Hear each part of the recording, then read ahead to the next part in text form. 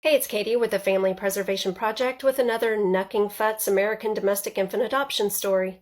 I'm going to tag Saving Our Sisters in the post. It is a nonprofit that I am a board member of.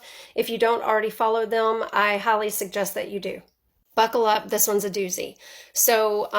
SOS got an intake last month. A mom had her baby, and she had been planning on placing her baby for adoption. She was a single mom to two. The baby's father was not involved, and she did not feel like she would be able to be a single mom to three.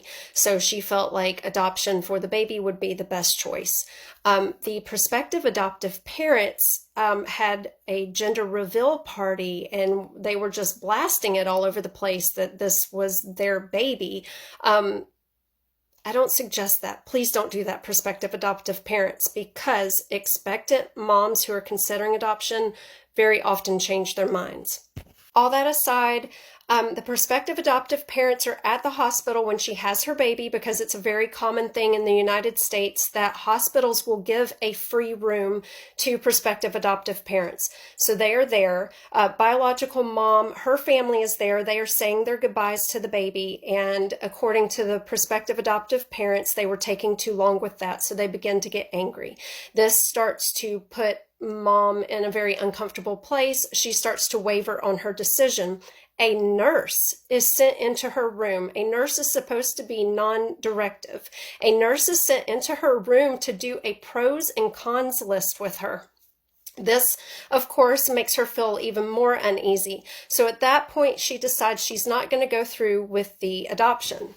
The prospective adoptive mom comes into her room, begins to scream at her. The social worker at the hospital falls to her hands and knees, begins to scream and cry that she is going to have to call Child Protective Services on this mom because she's backing out of her adoption plan. The family of the prospective adoptive parents begin to send text messages harassing biological mom's family members. It is a very common practice in the United States that Child Protective Services is often weaponized in order to make an adoption go through. So the hospital staff did call Child Protective Services. The reason was that she was not prepared for a baby at her home. Well, of course she wasn't. She had planned to place her baby for adoption. Mom was able to get all the material support that she needed. She has kept her baby. The CPS case was closed. But this is everyday American domestic infant adoption. Be careful out there.